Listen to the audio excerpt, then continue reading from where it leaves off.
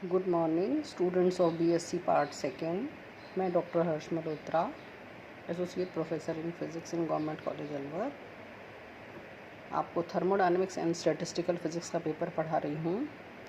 आज के लेक्चर में हम मैक्सवेल्स थर्मोडायनेमिकल रिलेशंस डिराइव करेंगे। एक ऑल्टरनेट मेथड हमने इस्तेमाल किया है इसको डिराइव करने में। इससे पहले हम लेक्चर 5 के अंदर इन रिलेशंस को थर्मोडायनेमिकल पोटेंशियल्स या फंक्शंस का इस्तेमाल करके डिराइव कर चुके हैं। मैं इसके लिंक में जो डिस्क्रिप्शन है उसमें मैं लिंक दे दूंगी आपको लेक्चर 5 का, जहां हमने थर्मोडायनेमिकल पोटेंशियल्स और फंक्शंस का यूज़ करके मैक्सवेल्स थर्मोडायनेमिकल रिलेशंस डिराइव करे थे। यहाँ हम थर्मोडायनेमिक्स के फर्स्ट लॉ और सेकंड लॉ को यूज़ करके थर्मोडायनेमिकल रिलेशंस को डिराइव करेंगे मैक्सवेल्स से। And this article is very very important, और मैं ये कह सकती हूँ मोस्ट इम्पॉर्टेंट है एग्जामिनेशन पॉइंट ऑफ व्यू के से। इस पर हमेशा लॉन्ग क्वेश्चन एग्ज़ाम में आता है। इसको डिराइव करना भी आता है या इसके एप्लीकेशंस भी पूछे जाते हैं। तो आज के लेक्चर में हम मैक्सवेल्स थर्मोडायनेमिकल रिलेशंस डिराइव कर रहे हैं। ये जो लेक्चर है ये पूरा मैथमेटिकल लेक्चर है एक तरह से, इसलिए मैं आपसे ये कहूँगी कि आप यहीं पर ही पॉज करके अपनी, जब भी आप ये लेक्चर सुने, इसको यहीं पर पॉज करके आप एक कॉपी और पेन अपने पास रखें, और साथ साथ जैसे जैसे मैं स्टेप ड्राइव कर रही हूँ उसी हिसाब से आप अपनी कॉपी के अंदर डिराइव करते जाएं। एक बार इसके साथ साथ करें, मेरे साथ साथ करें, और उसके बाद आप सेकेंड टाइम दोबारा अपने आप खुद से इसको डिराइव करेंगे तो आप इसको कभी नहीं भूलेंगे। राइट? तो स्टार्ट करते हैं हम मैक्सवेल्स थर्मोडायनेमिकल रिलेशंस को डिराइव करना। थर्मोडायनेमिक्स के फर्स्ट लॉ के अनुसार dq बराबर होता है du प्लस dw। ये है आपका थर्मोडायनेमिक्स का पहला नियम, जहाँ dq है energy given to the system, du उसकी इंटरनल एनर्जी है, और dw उसके द्वारा किया गया कार्य है यानी वर्क है। तो हम इसको लिख सकते हैं dq बराबर हो गया du plus P D V, यानी वर्क बराबर हो गया P D V. So this is equation number 1। ठीक है, ओके। अब है आपका थर्मोडायनेमिक्स का second law from thermodynamics, second law of thermodynamics, dq is equal to T D S से, दिस इज इक्वेशन नंबर 2। अब समीकरण 2 से dq का मान TdS समीकरण 1 में रखने पर, तो आपके पास जो समीकरण 1 है वो बन गई आपकी TdS is equal to du plus P D V, और du इज इक्वल टू हो गया TdS minus P D V से, this is equation number 3। I hope सबने अपने अपने कॉपी और पेन ले रखा है अपने पास। समीकरण 3 तक आप पहुंच गए होंगे। नेक्स्ट अब आपको करना है लेट यहाँ U S यानी entropy and V volume be a function of 2 independent variables. हम एज्यूम करते हैं कि U S और V दो इंडिपेंडेंट वेरिएबल जिन्हें हम x और y माना है उसका फंक्शन है। राइट है? तो इसका मतलब क्या हो गया? U is function of x and y, S is also function of x and y, and V is also function of s and y। तो यहाँ से जो टोटल डिफरेंशियल है du, ये बराबर हो गया, पहले के साथ डिफरेंशियल करा हमने, दूसरा कांस्टेंट है, प्लस दूसरे के साथ डिफरेंशियल किया और पहला कांस्टेंट है। तो आपके पास du बराबर हो गया delta u upon delta x keeping constant y into D X, plus delta u upon delta y keeping constant x into D Y. Clear? तो ये रिलेशन आपकी समझ में आ गया। अब हम क्या करेंगे से, दिस इज इक्वेशन नंबर 4।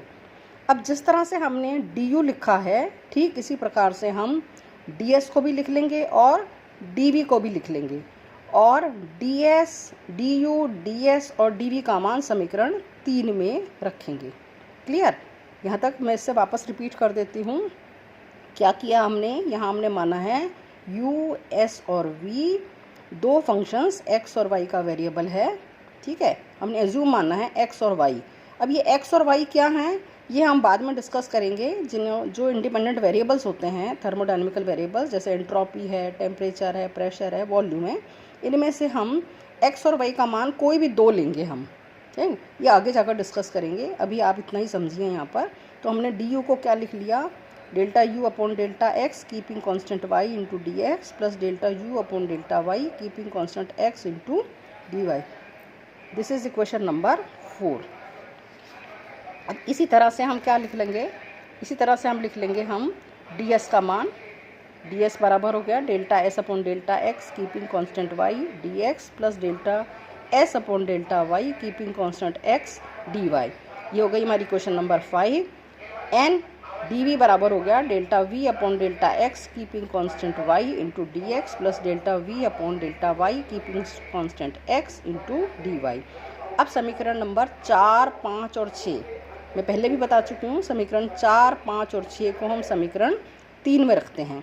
तो समीकरण 3 में रखने पर क्या मिलेगा मुझे, समीकरण 3 आपके पास क्या थी, मैं वापस से रिपीट कर रही हूँ। समीकरण 3 आपके पास क्या थी, डी यू था लेफ्ट हैंड साइड में, तो डी यू की जगह मैंने रख दिया delta U upon delta X keeping constant Y D X plus delta U upon delta Y keeping constant X D Y. ये तो हो गया आपका D U is equal to क्या था आपके पास, टी डी एस। तो डी एस की जगह हमने यहाँ से वैल्यू रखी, टी को हमने बाहर कॉमन लिया है, delta S upon delta X keeping constant Y D X plus delta S upon delta Y keeping constant X D Y. Minus क्या था आपके पास, पी डी वी, तो माइनस साइन ये रहा आपका, पी हमने बाहर कॉमन ले लिया और डी वी की जगह हमने यहाँ से समीकरण 6 से वैल्यू को उठाकर यहाँ रख दिया है। क्लियर, यहाँ तक आई होप सबको क्लियर हो चुका होगा। अब हम क्या करेंगे, इसको डी एक्स और जो डी वाई के कोफिशेंट्स हैं राइट हैंड साइड में उनको एक साथ लिख लेंगे, ठीक है। डी एक्स वाले कोफिशेंट्स को एक साथ रख लिया और डी वाई के कोफिशेंट्स को एक साथ रख लिया है, ठीक है। तो ये जो लेफ्ट हैंड साइड है, हम लेफ्ट हैंड साइड को आपने एज इट इज़ लिख लिया यहाँ पर। अब आ जाते हैं हम राइट हैंड साइड में। राइट हैंड साइड में डी एक्स का जो कोफिशेंट है, पहला कोफिशेंट क्या है आपके पास, T delta S upon delta X Y into D X. ये हो गया आपका कोफिशेंट किसका है, डी एक्स का। इसी तरह से डी एक्स का दूसरा कोफिशेंट क्या है आपके पास यहाँ पर, minus P delta V upon delta X Y, और यहाँ से हमने डी एक्स को कॉमन लिया है। इसी तरह से हम डी वाई का कोफिशेंट भी लिख लेंगे, है। So this is equation number 7। यहाँ तक हो सकता है क्लियर हो चुका होगा आपको, नहीं हुआ है तो आप पॉज करके वापस से यहाँ तक एक बार और दोबारा से समझ लेंगे, ठीक। उसके बाद हम आगे चलते हैं। अब क्या कर रहे हैं हम, समीकरण 7 में लेफ्ट हैंड साइड और राइट हैंड साइड में से डी एक्स और डी वाई के कोफिशेंट को इक्वेट कर रहे हैं, यानी बराबर कर रहे हैं।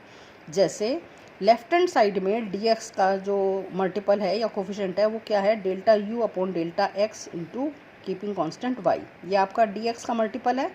ऐसे ही यहाँ पर डी एक्स का मल्टीपल क्या है हमारे पास, ये डी एक्स का मल्टीपल है। तो डी एक्स वाले को डी एक्स के बराबर, डी वाई को डी वाई के बराबर, ये हम इक्वेट कर रहे हैं यहाँ पर इक्वेशंस को।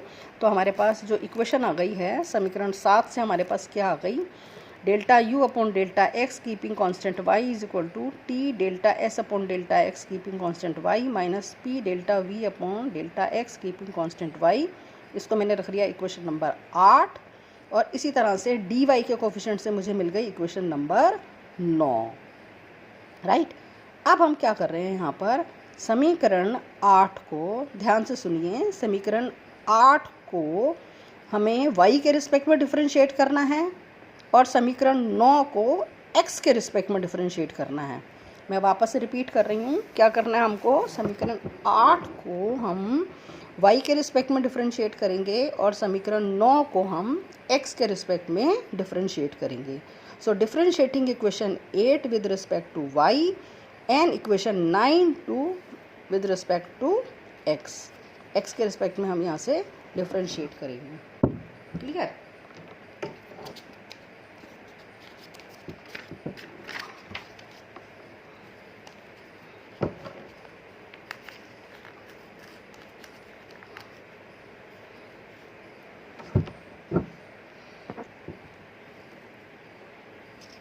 अब आगे चल रहे हैं हम इससे आगे।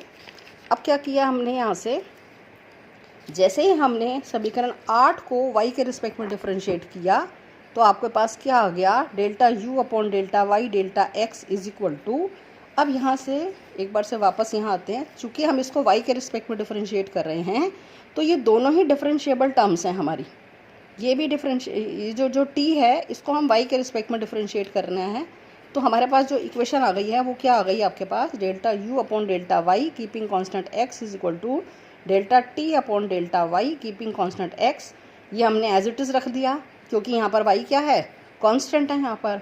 इसी तरह से प्लस, अब चूँकि यहाँ पर ये जो आपके पास अच्छा इसमें हमने क्या किया है, फिर से मैं इसको रिपीट करती हूँ। चूँकि इस समीकरण 8 को हम y के रिस्पेक्ट में डिफरेंशिएट कर रहे हैं तो दोनों डिफरेंशिएबल टर्म्स हैं। पहले का डिफरेंशियल दूसरा कांस्टेंट प्लस दूसरे का डिफरेंशियल पहला कांस्टेंट। ऐसे यहाँ पर भी हम दोनों डिफरेंशिएबल टर्म्स हैं। तो यहाँ से हम हमारे पास आ गया delta u upon delta Y delta x is equal to delta t upon delta Y keeping constant x, delta s upon delta Y keeping constant y as it is हो गया, प्लस t अब as it is हो गया। अब इसका differential करेंगे delta 2s upon delta Y delta x।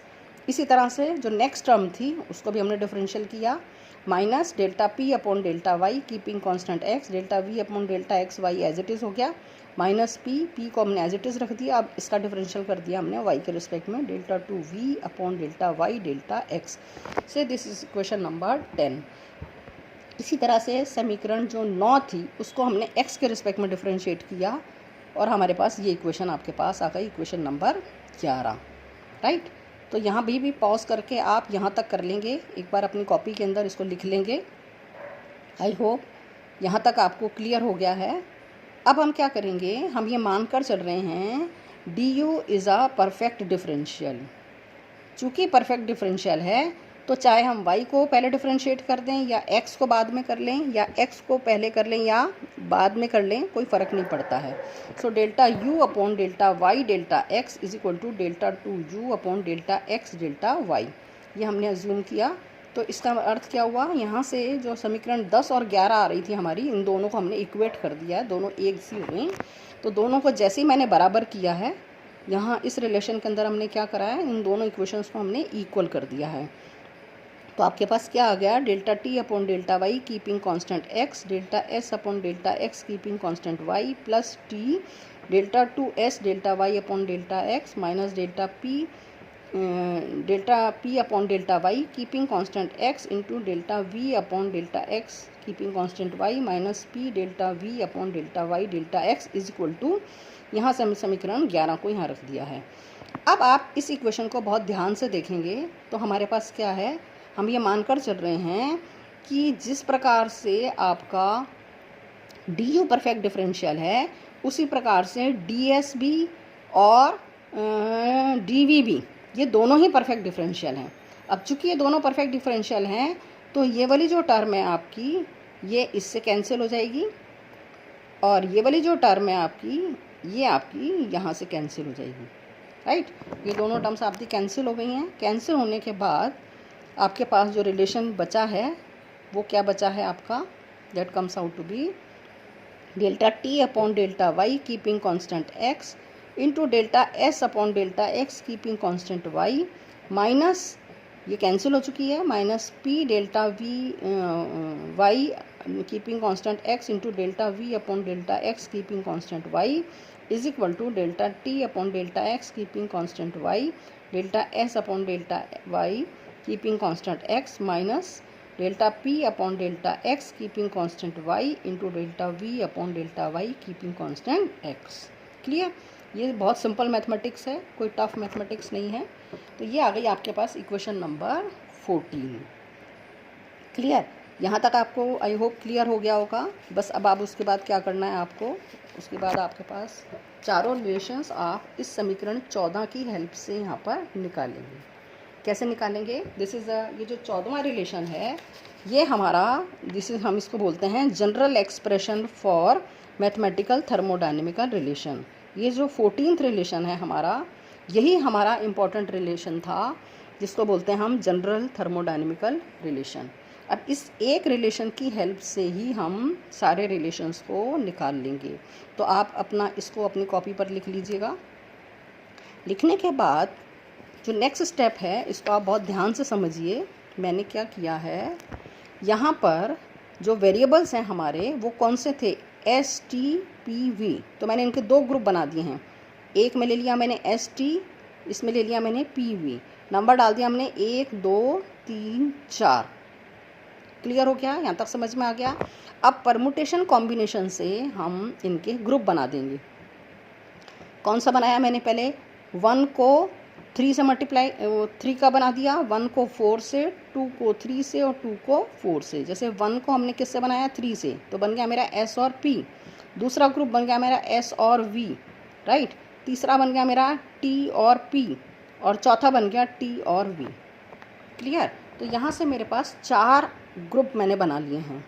अब हम क्या करेंगे, पहला रिलेशन ड्राइव कर रहे हैं। पहला रिलेशन हमारा फर्स्ट ग्रुप से निकलेगा। फर्स्ट रिलेशन के अंदर हमारा जो ग्रुप है वो क्या है, एस और पी। तो मैंने क्या करा, एक्स को मान लिया एस और वाई को मान लिया पी। क्लियर, यहाँ तक क्लियर हो गया आपका। It means delta S upon delta x के रिस्पेक्ट में यदि मैं डिफरेंशिएट करूँगी तो मेरे को क्या मिलना चाहिए, 1, राइट। और y के रिस्पेक्ट में करूँगी तो 0। ऐसे ही जो y है आपका, ये जो y को मैंने क्या मान रखा है, p मान रखा है। तो इसका मतलब यदि मैं p को y के रिस्पेक्ट में डिफरेंशिएट करूँगी तो मुझे मिलेगा 1, और p को यदि मैं x के रिस्पेक्ट में डिफरेंशिएट करूँगी तो मुझे क्या मिलेगा, 0। मैं वापस से रिपीट कर रही हूँ। यहाँ तक हमने क्या किया है, 4 वेरिएबल्स थे हमारे पास, एस टी और पी वी। ये थर्मोडायनेमिकल पैरामीटर्स हैं, इनके हमने 2 ग्रुप बना दिए हैं, एस टी पी वी। 1 2 इधर आ गया 3 और 4। और परमुटेशन कॉम्बिनेशन से हमने ग्रुप बनाए हैं, एस को पी के साथ कॉम्बिनेशन बनाया है, एस को वी के साथ, टी को पी के साथ और टी को वी के साथ। इस तरह से हमने 4 कॉम्बिनेशंस लिए हैं। पहला रिलेशन हमको पहले कॉम्बिनेशन से मिलेगा, दूसरा दूसरे से मिलेगा, तीसरा तीसरे से मिलेगा और चौथा चौथे से मिलेगा, राइट। तो मेरे पास जो रिलेशन आ गया है, पहला रिलेशन हम ड्राइव कर रहे हैं। हमने क्या करा, x को क्या मान रखा है, s, और p को मान लिया हमने y, राइट। तो delta s upon delta x बराबर क्या आ गया, 1, और delta s upon delta y यानी दूसरे के रिस्पेक्ट में हो गया 0। ऐसे ही खुद के रिस्पेक्ट में डिफ्रेंशिएट करूँगी तो 1, और दूसरे के रिस्पेक्ट में करा तो 0। अब ये जो हमारे पास वैल्यूज़ थी, इन वैल्यूज़ को हम समीकरण नंबर 14, जो हमारी जनरल रिलेशन था, ये था हमारा जनरल रिलेशन, इसके अंदर हम इसको पुट करते हैं, राइट। तो इसके अंदर जब हम पुट करेंगे, आप यहाँ से बहुत ध्यान से देख सकते हो, यहाँ पर मैं दोनों पेपर को एक साथ रख रही हूँ आपके लिए। तो हमारे पास क्या आ गया, यहाँ पर delta S upon delta x हमारे पास क्या आ गया, 1 आ गया है। 1 आ गया तो मेरे पास क्या बच गया, delta T upon delta Y keeping constant X मेरे पास बच गया है, राइट। अब आ जाते हैं हम ये वाले जो टर्म है, यहाँ पर हमारे पास क्या है, delta P upon delta Y क्या हमारे पास 1 हो गया। तो ये 1 हो गया, तो मेरे पास क्या बच गया, आपके पास क्या बच गया, minus delta V upon delta X keeping constant Y, ये आपके पास बच गया है। इधर आपके पास क्या है, जो राइट हैंड साइड में था, राइट हैंड साइड में delta S upon delta Y 0, delta P upon delta X क्या है हमारे पास 0। तो ये दोनों टर्म हमारे पास 0 हो गई है। तो ये केवल यहाँ से हमारे पास बचा, लेफ्ट हैंड साइड से आपके पास बचा, माइनस साइन को मैं इधर ले गई, तो मेरे पास क्या रिलेशन आ गया, delta T upon delta Y keeping constant x is equal to delta v upon delta x keeping constant y। अब x और p जो आपने मान रखे थे उनकी वैल्यूज़ को यहाँ पुट कर देंगे। जैसे y को मैंने क्या मान रखा था, p, और x को क्या मान रखा था, s। तो आपके पास रिलेशन आ गया delta t upon delta p keeping constant s is equal to delta v upon delta s keeping constant p। ये आपके पास आ गई क्वेश्चन नंबर 50, और इसको बोलते हैं हम थर्मोडायनेमिक का पहला relation, Maxwell's thermodynamical first relation. ये आपके पास आ गया डिराइव होकर। अब आ जाते हैं हम सेकंड रिलेशन पर। सेकंड रिलेशन के लिए आपको क्या करना है, अगेन द कॉम्बिनेशन हमने कौन सा लिया हुआ है, सेकंड कॉम्बिनेशन मैंने ले रखा है एस और वी, ठीक है। तो x is equal to S और v इक्वल्स टू वाई। तो मेरे पास क्या मिलेगा, delta S upon delta X is equal to 1, right, y के रिस्पेक्ट में 0।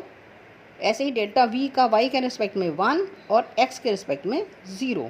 अब हमें क्या करना है, ठीक उसी तरह से इन वैल्यूज़ को हम समीकरण नंबर 14 में रखेंगे।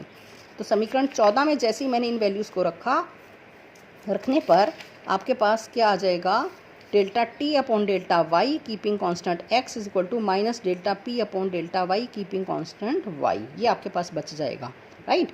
तो यहाँ से अगेन फिर से हम क्या करेंगे, y और x की जो भी वैल्यूज़ हमने मान रखी थी उनको यहाँ पर पुट कर देंगे और मेरे पास जो रिलेशन आ गया delta t upon delta v keeping constant s is equal to minus delta p upon delta s keeping constant y। ये हो गई समीकरण 16। इसको बोलते हैं मैक्सवेल्स थर्मोडायनेमिकल सेकेंड रिलेशन। इसी तरह से थर्ड रिलेशन के लिए हमने क्या करना है, थर्ड रिलेशन के लिए हम थर्ड ग्रुप इस्तेमाल करेंगे, यानी t और p, यानी t equals to x is equal to T and y is equal to p, right. यानी क्या हो गया, t और p हमने कॉम्बिनेशन लिया है, t की जगह x, p की जगह y, तो आपके पास क्या आ गया, फिर वही same method, delta t upon delta x is equal to 1, delta t upon delta y is equal to 0, delta p upon delta y equals to 1, delta p upon delta x is equal to 0। और इन values को हम समीकरण number 14 में रखेंगे, जो आपकी general thermodynamical relation था Maxwell's का, उसके अंदर पुट करने पर आपके पास जो बच जाता है वो बन जाएगा delta s upon delta y keeping constant x is equal to minus delta v upon delta x keeping constant y। फिर से वही काम करना है आपको, x और y की जो वैल्यूज़, जो पैरामीटर्स माने हुए थे उनको हम वापस रख देंगे यहाँ पर।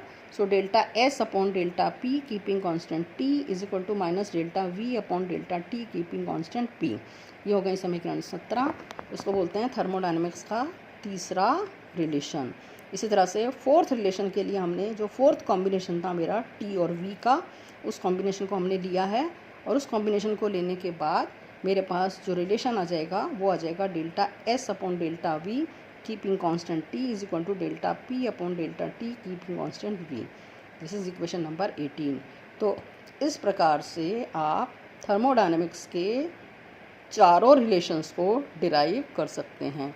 आई होप सबको समझ में आ गया होगा।